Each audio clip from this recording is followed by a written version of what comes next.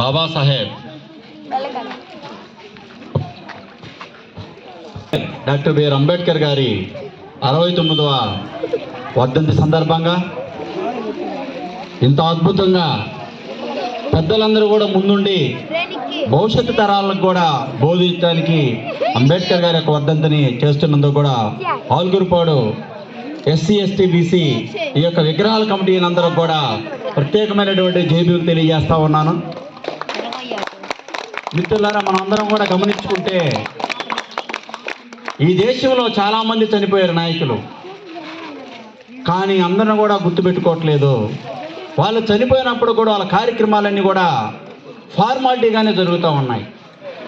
అంబేద్కర్ గారు అందరిలాంటి వ్యక్తి కాదు.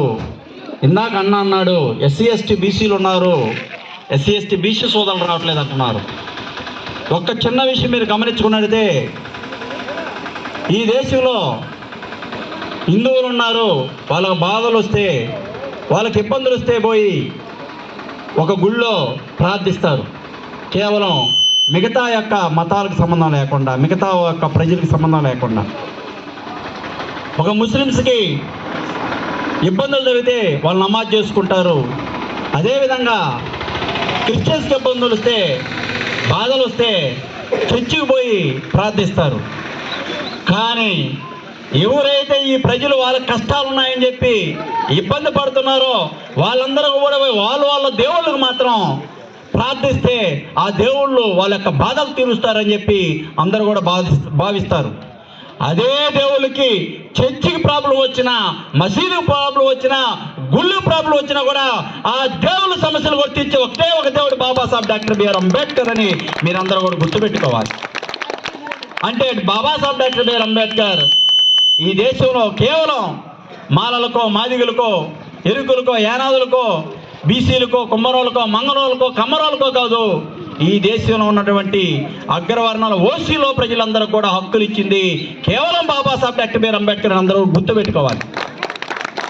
మీరు అనుకుంటా ఉంటారు, అవును రిజర్వేషన్లు ఇచ్చింది మీకు కదా, మాకెందుకు దేవుడు అవుతాడు అంబేద్కర్ అనుకుంటారు. ఈ దేశంలో మొట్టమొదటిసారిగా ప్రతి మనిషికి విలువ పెరగాలి అంటే, ప్రతి మనిషిని గౌరవించాలి అంటే ఈ దేశ స్వతంత్రం రాకముందు మనువాదం అనేది ఉండేది, రాజ్యాంగం లేకముందు. ఆ రాజ్యాంగం లేనప్పుడు ఆడవాళ్ళు చదువుకోవటానికి లేదు. అది ఓసీల్లో ఆడవాళ్ళైనా, బీసీల్లో ఆడవాళ్ళైనా, ఎస్సీలైనా, ఎస్టీలైనా అలాంటి ఆడవాళ్ళు చదువుకోవడానికి లేదు. భర్తలు చనిపోతే భార్యను తీసుకెళ్లి చితిమంటల్లో తగలబెట్టేటువంటి అత్యంత దుర్మార్గమైన సంస్కృతి. అంటే మీ యొక్క మహిళల భర్తలు చనిపోయినప్పుడు వాళ్ళ యొక్క జీవితాలు మంటల్లో కదా కాలాల్సింది. వాళ్ళు కూడా పురుషులతో సమానంగా ఉండాలని చెప్పి అన్ని కులాలలో ఉన్నటువంటి, అన్ని మతాల్లో ఉన్నటువంటి మహిళలు కూడా ఈ రోజు ఆచరణకు వచ్చింది ఏంటంటే బాబాసాహెబ్ డాక్టర్ బిఆర్ అంబేద్కర్ ఇచ్చాడు. అదేవిధంగా వచ్చేసి మీరు పురుషులతో పాటు సమానంగా అన్ని రంగాల్లో ఉద్యోగాలు చేస్తూ ఉన్నారంటే అది కేవలం ఇచ్చింది బాబాసాహెబ్ డాక్టర్ బిఆర్ అంబేద్కర్ తప్పక ఏ దేవుడు కాదని చెబుతా ఉన్నాం. అందుకే చెబుతా ఉన్నా, ఈ భూలోకంలో ఏ దేవుడు వినపోయినా కూడా ఈ దేశంలో ప్రతి ఒక్కరి బాధలు ఏది ఒక్క బాబాసాహెబ్ డాక్టర్ బిఆర్ అంబేద్కర్ మాత్రమే. చివరికి పోలీసులకు సమస్యలు వచ్చినా, కోర్టులకు కూడా సమస్యలు వచ్చినా ఆ యొక్క కోర్టుల సమస్యలు కూడా భారత రాజ్యాంగానికి లోబడి మాత్రమే తీర్పియాలి. అలాంటి గొప్ప మహోన్నతమైనటువంటి వ్యక్తి బాబాసాహెబ్ డాక్టర్ బిఆర్ అంబేద్కర్. అందుకే బాబాసాహెబ్ డాక్టర్ బిఆర్ అంబేద్కర్ గారు ఆకలి తీర్చాడు, అక్షరాలు నేర్పించాడు, అవమానాలు పోగొట్టాడు. ఏమి ఊర్లో కూడా రానటువంటి జాతులు కూడా ఆత్మగౌరవం ఇచ్చాడు. అన్నిటికన్నా కూడా అందరూ చదువుకున్నటువంటి హక్కులు ఇచ్చారు, ఆఫీసర్ల హక్కులు ఇచ్చారు. మరి ముఖ్యంగా మీరు గమనించినట్టయితే ఈ రోజు పంచాయతీ బోర్డు నుంచి పార్లమెంట్ వరకు కూడా ఉన్నది అంటే అది కేవలం బాబాసాహెబ్ డాక్టర్ బిఆర్ అంబేద్కర్ ఇచ్చినటువంటి రాజ్యాంగ హక్కులు అని చెప్పి మీరు అందరూ కూడా గమనించాలి. అంటే ఇక్కడ డాక్టర్ బిఆర్ అంబేద్కర్ గారు కేవలం ఒక దళితులకు మాత్రమే కాదు, ఈ దేశంలో ఈ కరెంటు ఉన్నదంటే గ్రిడ్ వ్యవస్థ ప్రవేశపెట్టాలని చెప్పినవాడు బాబాసాహెబ్ డాక్టర్ బిఆర్ అంబేద్కర్. ఈ దేశంలో ప్రాజెక్టుల ద్వారా నీళ్లు నిలబెట్టి పంటలు పండాలని చెప్పినవాడు బాబాసాహెబ్ డాక్టర్ బిఆర్ అంబేద్కర్. ఈ దేశంలో అన్ని దేశాలతో సమానంగా రూపాయి దాన్ని, ఈ యొక్క డబ్బుల్ని దాచిపెట్టడానికి ఒక రిజర్వ్ బ్యాంక్ ఏర్పాటు చేయాలని చెప్పినాడు బాబాసాహెబ్ డాక్టర్ బిఆర్ అంబేద్కర్. అంటే ఈ దేశంలో, ఈ ప్రపంచంలో అత్యంత విజ్ఞానవంతుడు ఎవరు, అత్యంత ప్రతిభావంతుడు ఎవరు? ప్రతి ప్రజల కోసం, కేవలం తన కుల ప్రజల కోసం కాదు, ఈ దేశంలో ఉన్న మీ అందరూ కూడా గమనించండి. ఎలక్షన్ టైం వచ్చేసరికి మీ అందరికి వచ్చి అందరూ కూడా రాజకీయ నాయకులు దండం పెడుతున్నారు, మీ ఇంటికి వస్తూ ఉన్నారు. అంటే అది మిమ్మల్ని చూసి రావట్లేదు. మీకు ఒక విలువ ఉండాలి, వన్ మ్యాన్ వన్ వాల్యూ, ప్రతి మనిషికి ఒక విలువ ఉండాలని చెప్పి అప్పుడు అందరూ కూడా ఈ దేశ స్వతంత్రం వచ్చిన తర్వాత ఓట్లు ఇద్దాము అనుకున్నారు. ఓట్లు ఎవరికి ఇద్దామయ్యా, ఎవరికి ఇద్దామని అడిగితే మహాత్మా గాంధీ అన్నాడు జమీందారులకు మాత్రమే ఇద్దామన్నాడు. నెహ్రూ గారు అన్నారు ఒక 100 ఎకరాల పొలం ఉన్న వాళ్ళకి మాత్రమే ఇద్దామన్నాడు. పటేల్ అన్నాడు డిగ్రీ చదివిన వాళ్ళకి మాత్రమే ఇద్దామన్నారు. అంబేద్కర్ గారు మీరు చెప్పండి అన్నారు. తల ఉన్నటువంటి ప్రాణం ఉన్న ప్రతి మనిషి కోటి ఇవ్వాలి, ప్రతి మనిషి యొక్కకి విలువ పెరగాలి, అప్పుడు మాత్రమే ఈ యొక్క పరిపాలకులందరూ కూడా ఒళ్ళు దగ్గర పెట్టుకొని చేస్తారని చెప్పినాడు బాబాసాహెబ్ డాక్టర్ బిఆర్ అంబేద్కర్ అని చెప్పి మీరు అందరూ కూడా గుర్తుపెట్టుకోవాలి. అంటే అంబేద్కర్ గారు కేవలం దళితుల దేవుడు కాదు, కొందరు వాడు కాదు, ఈ ప్రపంచంలోనే అందరు వారు ఎవరైనా ఉన్నారంటే ఆయన బాబాసాహెబ్ డాక్టర్ బిఆర్ అంబేద్కర్ అని గుర్తుపెట్టుకోవాలి. అందుకే ఐక్యరాజ్య సమితి ఉన్నటువంటి ప్రపంచ దేశాలందరిలో కూడా ఈ దేశంలో అత్యంత విజ్ఞానవంతుడు ఎవరయ్యా అని పరిశోధిస్తే ఆస్వాదించి అధ్యయనం చేసి తీరా తేల్చింది ఎవరంటే ఈ ప్రపంచంలో అత్యంత విజ్ఞానవంతుడు, అత్యంత క్యారెక్టర్ కలిగిన వాడు, అత్యంత నిస్వార్థపరుడు ఎవరన్నా ఉన్నాడంటే బాబాసాహెబ్ డాక్టర్ బిఆర్ అంబేద్కర్. అందుకే ఐక్యరాజ్య సమితి ఏప్రిల్ 14వ తేదీన విశ్వ విజ్ఞానవంతుడు ఎవరంటే బాబాసాహెబ్ డాక్టర్ బిఆర్ అంబేద్కర్ అని ఐక్యరాజ్య సమితి చెప్పింది. అలాంటి ఐక్యరాజ్య సమితి మీరందరూ అనుకుంటా ఉంటారు దేశీ కోసం చాలా మంది త్యాగం చేశారు కదా. అలాంటి త్యాగ పురుషుల్లో అంబేద్కర్ కూడా ఒకటి అనుకుంటారు. ఓ పక్క స్వతంత్ర పోరాటం జరుగుతూ ఉంది, ఓ పక్క దళితుల కోసం అంబేద్కర్ గారు పోరాటం చేస్తా ఉన్నాడు. డాక్టర్ బిఆర్ అంబేద్కర్ గారు ఒక కోర్టులో ఉదయం నుంచి మధ్యాహ్నం దాకా వాదిస్తానే ఉంటారు జడ్జి గారి ముందు. అంబేద్కర్ గారికి ఆ జడ్జి గారి ముందు వాదించేటప్పుడు ఒక చిన్న లెటర్ వస్తుంది. బండ్రోజు తీసుకొచ్చి అంబేద్కర్ గారు మీకు ఒక లెటర్ వచ్చింది అంటారు. అంబేద్కర్ గారు ఆ లెటర్ తీసుకొని చదివి కళ్ళమ్మ నీళ్ళు వచ్చే తుడుచుకొని జేబులో పెట్టుకున్నాడు. తర్వాత అదే విధంగా కేసు వాదించి అయిపోయిన తర్వాత జడ్జి గారు అంటాడు మధ్యలో బ్రేక్లో, అంబేద్కర్ జీ ఏమైంది, మీరు చాలా దృఢమైన వాళ్ళు, చాలా జ్ఞానవంతులు, మీ కళ్ళమ్మట్లో నీళ్లు రావటం నేను ఎప్పుడు చూడలేదు, ఏమైంది అంబేద్కర్ గారు అంటే ఏమి లేదంటాడు. చెప్పండి అంబేద్కర్ గారు అంటాడు, మీ యొక్క జడ్జిమెంట్ వచ్చిన తర్వాత చెబుతానంటాడు. తీరా ఆ కేసు విషయం ఏంటంటే 42 మంది స్వతంత్ర సమరయోధులకు ఉరిశిక్ష చేశారు. ఆ కేసులో అంబేద్కర్ గారు పక్కకు పోయాడంటే ఆ ఉత్తరం చూసి 42 మంది ప్రాణాలు పోతాయి ఈ దేశ స్వతంత్రం కోసం పోరాడే వాళ్ళం. అప్పుడు ఆ కేసు చూసిన తర్వాత జడ్జి గారు అయిపోయిన తర్వాత 42 మందికి ఉరిశిక్ష లేకుండా వాళ్ళు నిర్దోషులని ప్రాణభిక్ష పెట్టిన తర్వాత అంబేద్కర్ గారు ఇందాక లెటర్ వచ్చింది ఏందని అడుగుతారు. ఏం లేదండి, నా భార్య చనిపోయిందని చెబుతాడు అంబేద్కర్. ఒక చిన్న మా బిడ్డకి దెబ్బ తగిలితేనే అక్కడ ఎవరు ఉండరే, చిన్న ఇబ్బంది జరిగినట్టే నేను వెళ్ళిపోతారే, జడ్జిగా నా భార్య చనిపోయింది అన్న కూడా నేను వెళ్ళిపోయేది, కానీ నువ్వు ఎట్లా ఉన్నావు అంబేద్కర్ అంటాడు. నా భార్య చనిపోతే నా ఒక్క భార్య చనిపోయింది, 42 మంది నిర్దోషులు కూడా శిక్ష పడుతుందని చెప్తే అప్పుడు బ్రిటిషు అక్కడ ఉన్నటువంటి జడ్జి చెప్పారు, ఈ దేశంలో ఎవరన్నా నిస్వార్థ పరులు ఉన్నారంటే తన భార్య చనిపోయినా కూడా 42 మంది ప్రాణాలు కాపాడాలనుకున్నటువంటి నిజమైన ఏకైక దేశభక్తుడు బాబాసాహెబ్ డాక్టర్ బిఆర్ అంబేద్కర్ అని చెప్పినటువంటి మహోన్నతమైన వ్యక్తి బాబాసాహెబ్ డాక్టర్ బిఆర్ అంబేద్కర్. ఈ దేశంలో ప్రజల కోసం హక్కులు ఇవ్వడం కోసం తన 4 బిడ్డలు చంపుకున్నాడు అంబేద్కర్ గారు. అంబేద్కర్ గారు చివరికి తన భార్యకి అన్నం కూడా లేక రక్తహీనతతో చనిపోయింది.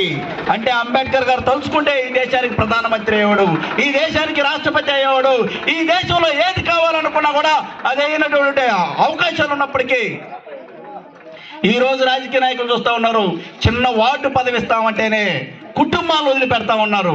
కానీ అంబేద్కర్ ప్రధానమంత్రిని చేస్తారన్నా కూడా అయితే నేను నా కుటుంబ సభ్యులు అవుతారు, మిగతా నా జాతి అంతా కూడా దళితులందరూ కూడా గుడ్డ గోసి లేకుండా ఊరికి గుడికి బడికి దయటికి దూరంగా ఉంటారు.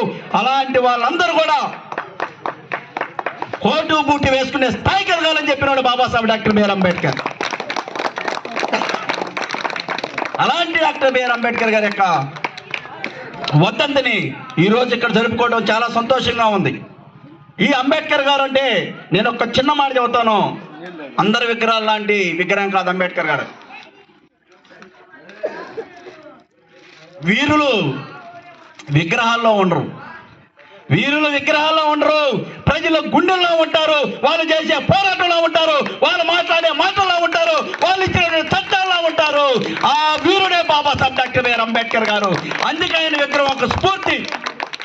అందరూ తమ చేతుల్లో కర్రలో కత్తుల్లో పట్టుకొని ఉన్నారు, కానీ బాబాసాహెబ్ డాక్టర్ బిఆర్ అంబేద్కర్ గారు ఫోటో చూసినట్టయితే, విగ్రహాన్ని చూసుకున్నట్టయితే కోటు బొట్టు సూట్ వేసుకొని పుస్తకం పట్టుకున్నటువంటి ఏకైక విగ్రహం. అందరూ అన్నారు దళితులందరికీ బట్టలు లేకపోతే అంబేద్కర్ గారు మీరు ఒక్కళ్ళే ఎందుకు కోటు బూట్ వేసుకొని ఉంటారు ఇప్పుడు అంటారు. అరే నా దేశ ప్రజలకి చెప్పులు లేవురా, తోడు బూట్లు వేసుకునే స్థాయికి రావాలి. నా జాతి ప్రజలకి బట్టలు ఎవరో గోసులు పెట్టుకొని ఉంటున్నారు, తోడు కోట్లు వేసుకునే స్థాయికి రావాలి. నా జాతి ప్రజలకి జ్ఞానం లేదురా దళితులకి, వాళ్ళు అందుకే పుస్తకం పట్టుకొని ఉన్నారు. ఎప్పుడైనా సరే గుడ్డ గోసు లేని స్థాయి నుంచి నా ప్రజలందరూ కూడా కోటు బుట్టు వేసుకునే స్థాయికి ఎదగాలని చెప్పి ఎప్పుడు ఆదర్శంగా ప్రదర్శించేవాడు బాబాసాహెబ్ డాక్టర్ బిఆర్ అంబేద్కర్. అంటే ఈ దేశ ప్రజలకి ఎప్పుడు కూడా ఆ రోజు ఉన్నటువంటి ఈ యొక్క భారత రాజ్యాంగం రాసిన తర్వాత గాంధీ గారు కానీ, నెహ్రూ గారు కానీ, పటేల్ గారు కానీ అంబేద్కర్ని ఎప్పుడు కూడా అంబేద్కర్ జీ అనేవాళ్ళు. ఎందుకంటే తను శంకించడానికి తన డబ్బుల కోసం ఎప్పుడూ కకృతి పడలేదు, తన పదవుల కోసం ఎప్పుడూ కకృతి పడలేదు, తన కుటుంబం కోసం ఎప్పుడూ కకృతి పడలేదు. ఒక నిస్వార్థమైనటువంటి వ్యక్తి ఈ దేశ రాజ్యాంగాన్ని నిర్మించాలంటే ఆ రాజ్యాంగం ఎక్కడెక్కడ ఎవరు నిర్మిస్తారని చెప్పి గాంధీ, నెహ్రూ వాళ్ళు వేరే దేశాలు వెళ్ళారు మా దేశానికి రాజ్యాంగం రాయమని. అప్పుడు వాళ్ళు చెప్పారు, అయ్యా ఈ ప్రపంచ రాజ్యాంగాలకు ఏదైనా సమస్యలు వచ్చే, డౌట్లు వస్తే మీ దేశంలో ఉన్న అంబేద్కర్ గారిని మేము అడుగుతాం. పిచ్చోళ్ళారా పోయి ప్రపంచ మీద ఉన్నాడు అంబేద్కర్ గారి చేత రాయించమన్నాడు. అలాంటి రాజ్యాంగాన్ని నిర్మించడానికి దమ్ము ధైర్యం బళ్ళో కూర్చున్న వాళ్ళకి ఎవరుకోలేదు. బళ్ళో కూర్చున్నటువంటి బయట ఉన్నటువంటి అంబేద్కర్ అక్షరాలే ముట్టుకోకూడదు అన్నవాడు 1,00,000 పేజీలతో ఉన్నటువంటి తన రక్తాన్ని సిరాగా మార్చి అక్షరాలుగా మార్చి మీ అందరూ కూడా నేనందరూ కూడా ఆయుధాలు ఇవ్వట్లేదు, గన్నులు ఇవ్వట్లేదు, మీ చేతికి నేను పెన్ను ఇస్తున్నాను. ఆ పెన్ను చేసే చట్టాలు మీ యొక్క జీవితాలు మారుతాయి. అలాంటి జీవితాలు మార్చే చట్టాలు ఈరోజు ఇక్కడ కూర్చోగలి మాట్లాడుకోగలుగుతున్నాం. ఇంతమంది ఉద్యోగస్తులు అయ్యారు, ఇంతమంది రాజకీయ నాయకులు అయ్యారు, ప్రతి ఒక్కరికి ఓటు హక్కు వచ్చిందంటే ఆ రోజు అందరూ కూడా గన్ను తీసుకొని బయటకు పోతే, అడవుల్లోకి పోతే అంబేద్కర్ చెప్పాడు ఆ గన్ను తీసుకొని అడవుల్లో పోయినటువంటి వాళ్ళు కూడా, నిన్న చనిపోయినటువంటి మన అన్నలకు కూడా భవిష్యత్తులో కథలు లేనటువంటి చెట్టుకి హక్కు ఇచ్చాడు అంబేద్కర్, మాట్లాడలేని జంతువుకు హక్కులు ఇచ్చాడు అంబేద్కర్. అదేవిధంగా వచ్చేసి ఈ దేశంలో ఉన్నటువంటి అడవిలో ఉన్నటువంటి వాళ్ళకు కూడా రాజ్యాంగ ఫలాలు అందాలని చెప్పి ఆకాంక్షించినాడు బాబాసాహెబ్ డాక్టర్ బిఆర్ అంబేద్కర్. అలాంటి ఫలాలు అందించకపోతేనే ఇలాంటి విధ్వంసం జరుగుతుందని చెప్పినాడు బాబాసాహెబ్ డాక్టర్ బిఆర్ అంబేద్కర్. అందుకే చెబుతా ఉన్నాం, బాబాసాహెబ్ డాక్టర్ బిఆర్ అంబేద్కర్ అందరిలాంటి వ్యక్తి కాదు. ఈ దేశంలో, ఈ ప్రపంచంలో ఎవరన్నా నిస్వార్థపరుడు ఉన్నాడంటే ఈ దేశంలో ప్రతి ఒక్కరికి, కులాలకి, మతాలకి అతీతంగా హక్కులు ఇచ్చాడు అంటే ఆయన ఎవరో కాదు, ఆ దేవుడే బాబాసాహెబ్ డాక్టర్ బిఆర్ అంబేద్కర్ గారు. ఆయన యొక్క వర్ధంతిని ఈరోజు జరుపుకోవటం, ఇక్కడ ఉన్నటువంటి ఆలుగురుపాడు పెద్దలు, అదేవిధంగా యువకులు, అదేవిధంగా పిల్లలు, ఈ మైక్ ద్వారా వింటున్న వాళ్ళు గుర్తుపెట్టుకోండి, అంబేద్కర్ గారు కొందరివాడు కాదు, అందరివాడని చెప్పి అందరూ గుర్తుపెట్టుకోండి. మీకు హక్కులు ఇచ్చిన వాడు మీకు గుర్తుపెట్టుకోండి, మీకు మంచినీళ్ళు రావడానికి వచ్చిన హక్కులు ఇచ్చినవాడు అంబేద్కర్ అని గుర్తుపెట్టుకోండి, కరెంటు రావడానికి కారు కూడా అంబేద్కర్ అని గుర్తుపెట్టుకోండి. మరి ముఖ్యంగా రైతులకి, అదేవిధంగా ఇక్కడ ఉన్న వాళ్ళందరూ కూడా హాస్పిటళ్ళకి, రోడ్డులకి అందరూ అంటారు ఈ యొక్క ప్రభుత్వాలన్నీ కూడా మాకు ఆరోగ్యశ్రీ ఇచ్చినాయి, రోడ్లు వేయించినాయి, లేకపోతే బాగలేకపోతే ఏదైనా ఉపయోగపడుతున్నాయి, పెన్షన్లు ఏమన్నారు. ప్రతి అంశాన్ని కూడా భారత రాజ్యాంగంలో ఏర్పాటు చేశారు డాక్టర్ బిఆర్ అంబేద్కర్. ముసలి వాళ్ళకి పెన్షన్ ఇవ్వాలి, ప్రతి ఒక్కరికి ఆరోగ్యం కోసం ఆరోగ్య రక్షణ, అదేవిధంగా విద్యా హక్కులు అన్ని కూడా ప్రభుత్వం కల్పించాల్సినటువంటి బాధ్యత అని చెప్పినాడు బాబాసాహెబ్ డాక్టర్ బిఆర్ అంబేద్కర్. అందుకే చెబుతా ఉన్నాం, ఇక్కడ ఉన్నటువంటి పిల్లలందరూ కూడా భవిష్యత్తులో ఏమి లేని స్థాయి నుంచి ప్రపంచ మేధావుగా వెలిగినాడు బాబాసాహెబ్ డాక్టర్ బిఆర్ అంబేద్కర్. కేవలం క్రమశిక్షణే, అంబేద్కర్ వాళ్ళ నాన్న ఒక మిలిటరీలో చేశాడు. ఆ మిలిటరీ క్రమశిక్షణ అంబేద్కర్ గారికి వచ్చింది. అలాంటి క్రమశిక్షణ ఉన్నబట్టే ఈరోజు ఇన్ని ఇబ్బందులు ఉన్నా సరే అందరి విగ్రహాలన్నీ కూడా స్వతంత్ర సమరయోధులు గమనించండి ఈ దేశంలో పడిపోతున్నాయి. మళ్ళీ తిరిగి పెట్టేవాళ్ళు ఈ దేశంలోనే కాదు, నిత్యం ప్రపంచం మొత్తం కూడా రోజు రోజు పెరుగుతున్న ఒకే ఒకటి విగ్రహాలు. ఆ విగ్రహాలే జ్ఞానవంతుడి విగ్రహం. ఆ విగ్రహాలే దళితుల తలరాత్రులను మాట్లాడే విగ్రహం, భవిష్యత్తు నిర్మించే విగ్రహాలు బాబాసాహెబ్ డాక్టర్ బిఆర్ అంబేద్కర్ విగ్రహం చెబుతాం. అలాంటి అంబేద్కర్ గారికి ఇన్స్పిరేషన్ మహాత్మా జ్యోతిరావు పూలే గారు. మహాత్మా జ్యోతిరావు పూలే గారు ఒక బీసీ సోదరుడైనప్పటికీ కూడా తన యొక్క స్నేహితుడి పెళ్ళికి పోతే నువ్వు బీసీ ఓడు అని చెప్పి సొక్కా పట్టుకొని బయటికి నెట్టేశారు. అంబేద్కర్ గారు నాకన్నా ముందు ఈ దేశంలో ఎవరన్నా పనిచేసిన వాళ్ళు ఎవరన్నా ఉన్నారంటే పూలే గారు ఇప్పుడు వచ్చేసి అంబేద్కర్ గారికి బోధించరా, మంచి ఎక్కడున్నా తీసుకోవాలని చెప్పి నాకన్నా ముందు తరంలో ఈ సమాజం కోసం పనిచేసిన వాళ్ళు ఎవరన్నా ఉన్నారని పరిశోధిస్తే ఆ యొక్క పరిశోధనలో చేసినటువంటి వ్యక్తుడు మరొక సామాజిక విప్లవకారుడు మహాత్మా జ్యోతిరావు పూలే. ఆ జ్యోతిరావు పూలే గారే నా గురువు అని చెప్పి బహిరంగంగా ప్రకటించుకున్నారు. ఈరోజు నిజంగా చదువు చదివితేనే నా గురువు అని చెప్పట్లేదు. ఆయన పుట్టారుగా ఆయన చనిపోయాడు, కానీ మంచిని ఎక్కడున్నా సరే ఈ సమాజానికి పంచాలని చెప్పి తన యొక్క ఆదర్శ భావాలు కలిగినటువంటి మహాత్మా జ్యోతిరావు పూలే గారు ఈ నాకు ఆదర్శం అని చెప్పినటువంటి మహాత్మా పూలే గారి విగ్రహాన్ని, అంబేద్కర్ గారి విగ్రహాన్ని ఆలుగురుపాల్లో ఆదర్శవంతంగా అద్భుతంగా ఆవిష్కరించేటటువంటి ఒక మహోన్నతమైన రోజు వస్తుంది. దాన్ని మీరందరూ కూడా కలిసికట్టుగా ముందుకు రావాలి.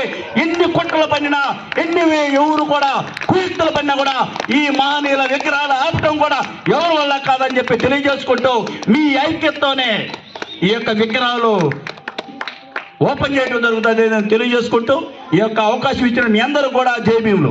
జై భీమ్.